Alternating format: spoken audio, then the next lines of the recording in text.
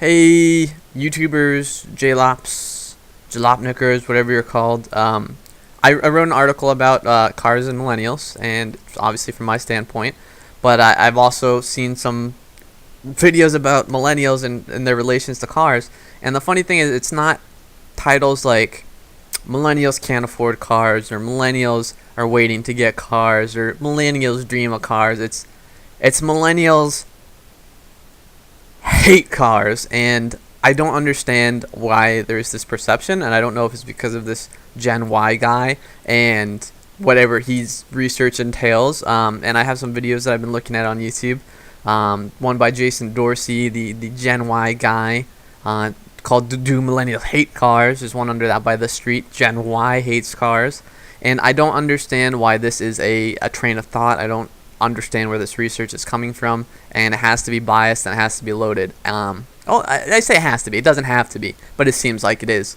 And I've watched these videos and I've listened to the points on them, and I can agree in certain spots.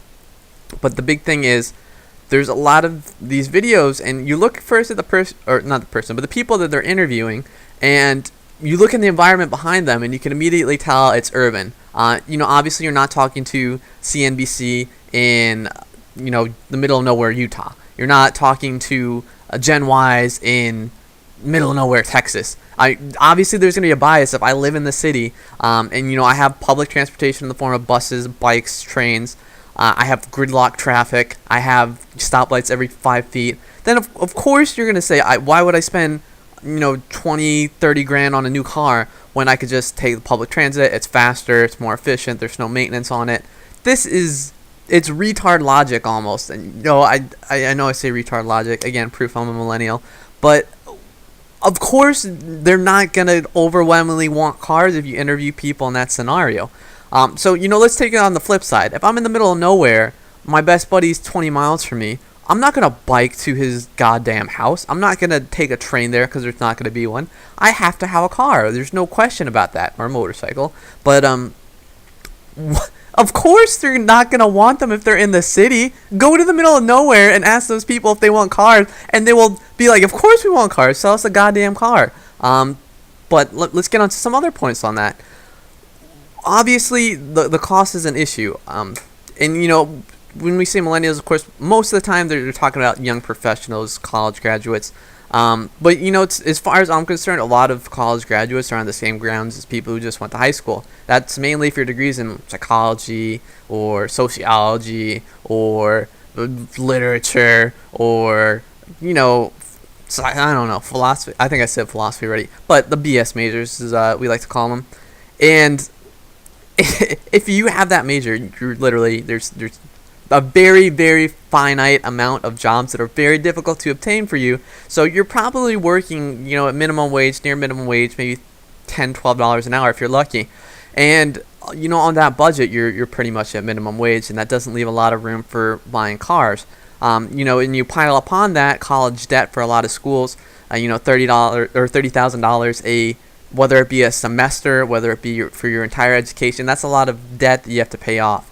Me personally, I had a lot of money in scholarships, and I still owe a crap ton after paying a crap ton on my debt. But the thing I want to emphasize is I have a car. I have a newer car. I have a 2013 Scion FRS. I sure as hell didn't buy it because of the brand name. I don't know what Toyota's thinking, trying to have a young hip brand and then having a bunch of mediocre cars. I mean, if the FRS was a Toyota, I would have bought it. That's probably a subject for another day. But just no more youth-oriented brands. Anyone, we don't want it unless you're really gonna make it a youth-oriented brand instead of a bunch of Econo boxes with the weird commercials that I hate. But getting it back on track over here. Yes, college obviously, and the high price of cars is going to be a concern. So the thing I think automakers need to address is that price. And there's a couple of ways to do it. You talk about millennials and you say our faces are glued to these things. Obviously my phone is ridiculously large, but if all of us have these, why do you keep on trying to give us these infotainment systems and add $2,000, $3,000 for development to your car? Just put a freaking USB port on the dashboard. Let me plug this in. You know what it has? It has a clock. It has navigation. It has a web browser, which you probably shouldn't be using when you're driving anyway. But the point is, why are you going to make us, I don't want to say buy another one, but pretty much spend the money that we would use to get another one when you can just hook it into a dash? Just make the software good and make it good for iOS and Android. And that's it. You don't need to spend extra money on this stuff. And every time a millennial says, oh, I like tech in my car, they like the tech on their phone too. That's why they bought the damn phone and they're not buying the damn car. Just make it either very simple to transfer what you already have or make it very bare bones, but make it so we can use what we have. Whether it be a mirroring touchscreen, whether it be just like literally a hook for the phone there that's conveniently located. I think that would be a really big stride for the simplicity. And part of the reason I got an FRS is because I liked the concept on it. There's a lot of Econobox, economical, nice. I'm saying nice, and it's really hard for me to, squeeze these words through my teeth. But, reliable. These are all very bland words to me. But a cheap car that gets the job done. It gets you from point A to point B. You don't have to worry about it too much. Reasonably priced. A good example, like smart car. That's about it. I mean, here's the thing. The smart car is what, 13 grand new? That's a reasonable price for a new car if you ask me, for a millennial or someone buying their first car.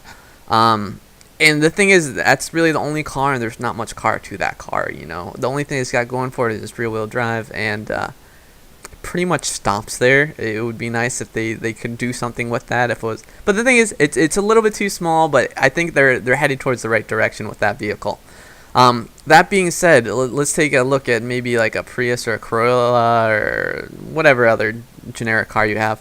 You're looking at 20 to 30 grand for a car that's going to do the same job as every other car, and I'm already lost myself there. It does the same job as every other car. I could get a Fox Body Mustang for $2,500 or less on Craigslist. It's got more power. It's cheaper. The parts actually end up being cheaper because they're so freaking widespread. But again, you might say that's another argument, but just give us a affordable fun car, and that makes it even better. And part of the reason, again, I got the FRS, it's an affordable fun car. I like that message that they're trying to put out there. Now, it's still more than I even want to spend on it, because, you heard about the development of the FT86 and blah, blah, blah. It's going to be like 22 grand. 22 grand for that car is a steal. I ended up paying like 25 and, finance, blah, blah, blah. But that was a pretty darn price for what you're getting, and I think they really need to bring that bar down if you're going to say it's for youth, millennials, Gen Y, whatever. Set the hardest limit you can at like 20 grand and try and stay hey, you should actually set the bar at 15 grand. Stay below that, and then you'll probably end up with a somewhat decently priced car. But if you could get cars to kids that are, and I say cool is not Kia Soul. I don't think that's a cool car. I'm sorry. I had one as a rent-a-car. I did not think that was a cool car, and I don't know why car companies think that's a cool car for kids. I always see old people driving it. I always see old people purposefully buying the youth brand cars or models, and that just needs to stop. You actually, I think you almost need to get more classic to get the attraction on it. When I think about cars that are attractive, I think about, Mustangs, Camaros. I used to like the old Genesis Coupe, but you need to fix the freaking front end on that. The FRS is a pretty darn good looker, obviously. But something needs to go right in those styling departments and that branding department. So, I've kind of addressed what I really wanted to here. The only last thing I'm going to say is that me and my friends were car enthusiasts. My buddy, he's got an SRT8. He's my same age. His girlfriend has a 370Z, same age. My brother, 2 years older than me, he's got a Camaro. It's the V6, but it's better than a Prius if you ask me still. But all these cars are so expensive, and the thing is, we're making such sacrifices to have these cars. I can have so much extra swag that is ridiculous, but instead I'm a negative swag equity in what I've invested in my car and what I still owe on my car, and I still owe on my student debt. So when you're piling debt on debt, it's not an attractive option. We really, really love cars, so we're okay with spending that extra bank that could be used somewhere else on this. But you need to bring the cost down. You need to look at people who aren't in an urban environment, because in urban environments, if anything, they're going to lean less and less towards cars.